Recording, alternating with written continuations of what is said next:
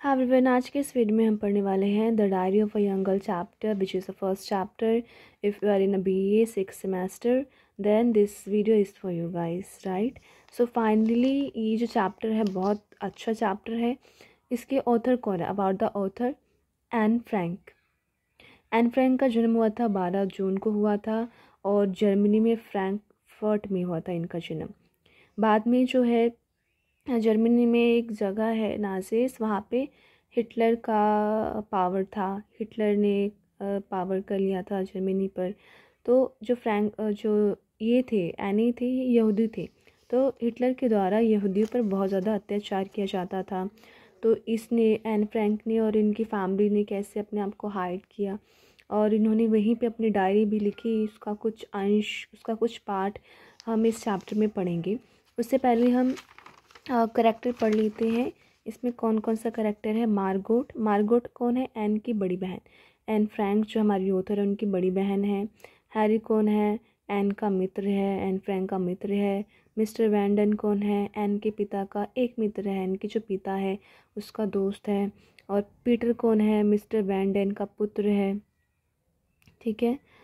मिप कौन है? एन के पिता की कारोबारी साझेदारी तथा पारिवारिक मित्र.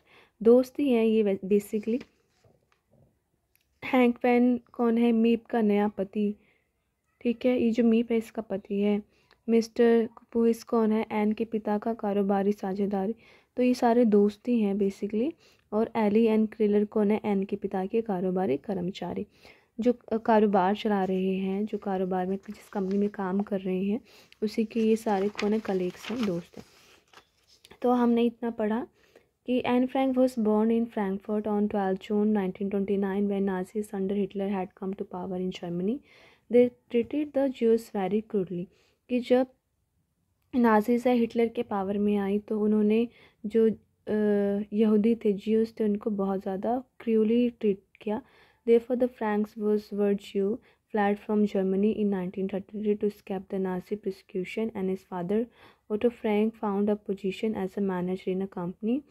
Anne was given a diary as a gift on her 13th birthday, and she began writing in it the next day. She had a passion for writing and managed to keep up her diary throughout the time her family had to live in hiding for 2 years. Her last entry was written just before the hiding place was discovered and the family was sent off to concentration camps. After the war, her diary was published and became an immediate success. It has remained in print ever since. Based on this diary, the story of Anne Frank's life has also been made into a Hollywood film. Most readers of the diary come away with the feelings that they have really grown wiser to know the lonely girl who refused to be silenced by even the most adverse circumstances. तो basically इसमें हमने इतना तो पढ़ लिया था कि जो यहूदी थे ये एन फ्रैंक थे, ज्यूस जिसे इंग्लिश में कहा जाता है. और जो इसके पिता थे ओटो फ्रैंक, क्या नाम था इसके फादर का? Otto Frank. एक कंपनी में मैनेजर के तौर पे काम करते थे. एन को अपने 13वें जन्मदिन यानी कि जब इसका 13th जन्मदिन था, इसको एक डायरी मिली थी गिफ्ट के तौर पर और उसने अगले दिन से ही इसमें फिर लिखना भी शुरू कर दिया था. उसकी लिखने में बहुत ज़्यादा रुचि थी, कह सकते हैं इंटरेस्ट था. उसने अपनी डायरी को उस पूरे समय के दौरान संभाल कर रखा जब उसने अपने परिवार को 2 साल तक छिप कर रहना पड़ा था.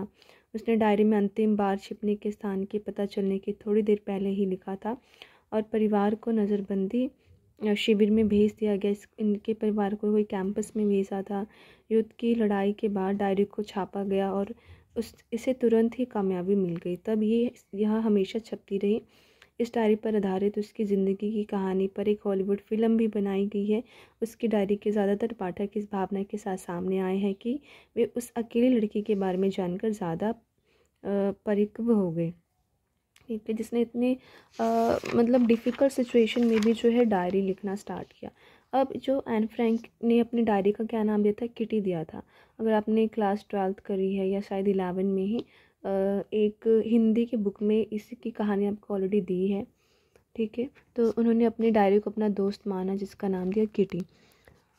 अब हम पढ़ते हैं कुछ पॉइंट्स जो लिए गए हैं. आई थिंक 3 पॉइंट्स लिए गए हैं. हाँ, इसमें only 3 of these have been included in the prescribed text. They are. तो ज़्यादा नहीं है, बहुत छोटा सा चैप्टर है। स्टार्ट करते हैं। The first entry that any made in her diary was dated 14 जून 1942। पहली एंट्री जो करती है एनी अपनी डायरी में, उसका डेट क्या है? 14 जून 1942। And the last one was dated 1 अगस्त 1944। और जो लास्ट डायरी लिखती है वो 1 अगस्त को लिखती है। There are around 170 entries in her diary. Total कितनी पेजेस है उसकी डायरी में? 170। But only 3 of this have been included in the prescribe text. They are, लेकिन सिर्फ 3 ही इस बुक में, इस स्टोरी में, इस चैप्टर में ली गई है। ठीक है, पहले हम स्टार्ट करते हैं। जुलाई 8, 1942 के दिन क्या हुआ था? Annie says that on Sunday, 5th July, a member of their family received the call up from the SS Social Security Department. Any क्या कहती है कि 5 जुलाई को उसके परिवार के सदस्य को एक बुलावे का पत्र मिला, कॉल अप मिला। It is a clear indication that the one who has been called up would be sent away to concentration camp. इसमें यह संकेत था कि जिसे बुलाया है उसे जो है मैं बताती हूँ आपको। तो इसमें क्या आया था? बुलावा आया था, और इसमें ये लिखा था कि जिसे बुलावा आया है उसे एक कैंप में भेज दिया जाएगा। Would be sent away to concentration camp, जहाँ पे बहुत ज़्यादा ही जैसे कैद होते हैं, जेल होता है, उस तरह का कैंप होता है। फिर क्या होता है? मिस्टर जो एन फ्रैंक है goes to talk to the ये चाहती है वेंडन्स के पास मिस्टर फ्रैंक, जो कि उनके साथ छुपने के लिए जाएंगे। ठीक है, हाइडिंग प्लेस पे। Anne and Margot stay in the house not answering the door bell and waiting for their dad. Anne और मार्गोट जो है अपने घर में बैठी रहती है, डोर बेल को आंसर नहीं करती, अपनी डैड का इंतज़ार करती है। Margot tell Anne that the collar was for her. Margot tells Anne that the collar was for her. जो है मार्गोट बताती है एने को कि जो उसको बुलावा आया है वो मार्गोट को बुलावा आया है, and not for their dad. उसके पिता का बुलावा नहीं आया है, मार्गोट का बुलावा आया है। ठीक है, कैंप से। They start packing their things. वो अपनी चीज़ों को पैक करना स्टार्ट कर देते हैं। That night the family sends clothes and books with Miep, a Dutch women वो is mister Frank business partner. Miep कौन है? मिस्टर फ्रैंक के बिजनेस पार्टनर। फिर क्या होता है? वो अपना सामान जो है बांधना शुरू कर देते हैं, और उस रात परिवार वाले कपड़े तथा किताब और के उसके पास भेज देते हैं, हैंक के पास, उसके पति के पास भेज देते हैं, ताकि वे उन्हें छिपने के गुप्त स्थान पर ले जाएं। क्योंकि जो योद्धा थे के लिए सूटकेसों के साथ दिखाई देना जोखिम भरा था, इसलिए अगले दिन फ्रैंक परिवार चलने से पहले कपड़ों की 3 परतें पहनता है।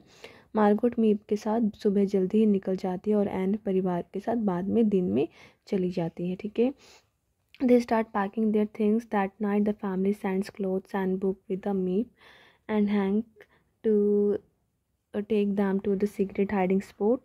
Since it's dangerous for Jews to be seen with suitcase, the next day the Frank dress in 3 layers of clothing before heading out. Margot goes first with Meep in the early morning and Annie with her parents following later in the day. ठीक है, ये था इसमें part में। अभी 8 जुलाई की बात थी, अब 25 मई की बात कर लेते हैं। 25 मई में क्या था? There is a bad news, एक बुरी खबर थी। The vegetables man is picked up by the police for hiding 2 Jews in his house. एक सब्जी बेचने वाले को अपने घर में, उसने अपने घर में 2 यहूदियों को छिपाया था, जिसके कारण पुलिस ने उसे उठा लिया गया, पुलिस के द्वारा उसे उठा लिया गया, क्योंकि पुलिस को पता लग गया था। There is a big loss for the secret as well because the girl can't carry potato that far. Now the secret ancestor get very little to eat and have to go hungry. We are going to be hungry, but anything is better than being discovered, say Annie. Yes, जो फिर secret annex था कि लोगों का भी एक बड़ा नुकसान है, क्योंकि लड़कियां आलू को उठाकर उतनी ही दूर तक नहीं ले जा सकती है। अब सीक्रेट एनेक्स के लोगों को बहुत कम खाने को मिले, उन्हें भूखा रहना पड़ता है। जो सीक्रेट लोग रहते हैं, जो हाइडिंग प्लेस पे रहते हैं, उन्हें, ठीक है, तो उन्हें जो है भूखा रहना पड़ता था। लेकिन उनका वही कहना था कि ये तो अच्छा, पकड़े जाने से अच्छा यही है कि हम भूखे रहें। ठीक है, अब 26 मई के दिन में क्या लिखती है?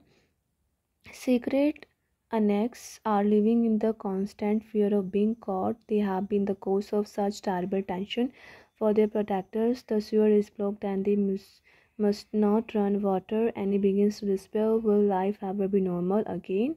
Will the war ever end? She wonders if it would have been better not to go into hiding and just be dead right now instead of suffering so much. तो यहीं पे बात है कि सीक्रेट अनेक्स के लोग पकड़े जाने के डर में हैं, जो लोग छिपे हैं उनको डर है कि हम पकड़े ना जाए। वे अपने रक्षकों के लिए बहुत तनाव का कारण बन रहे हैं। उन्हें पानी नहीं फेंकना है, उन्हें काफ़ी कुछ का ध्यान रखना है। एक टेंशन, एक निराशा है, क्या ये ज़िंदगी दोबारा सामान्य हो पाएगी, ऐसा उनके will the war ever and, ये लड़ाई ख़त्म हो पाएगी। वह हैरान होते हैं कि क्या ये बेहतर होता है कि वे छिपते ही नहीं और सीधे मर ही जाते, इतना ज़्यादा कष्ट उन्हें भोगने की बजाय। तो ये हैरान भी रहते हैं कि वो छिपे रहने से अच्छा कहीं मर जाते। तो ये छोटा सा थ्री ही इसमें पॉइंट दिया था। बाकी question answer if you want कि मैं आपको reading कराऊँ, so please like, comment and subscribe to my channel and please comment that. Thank you so much guys.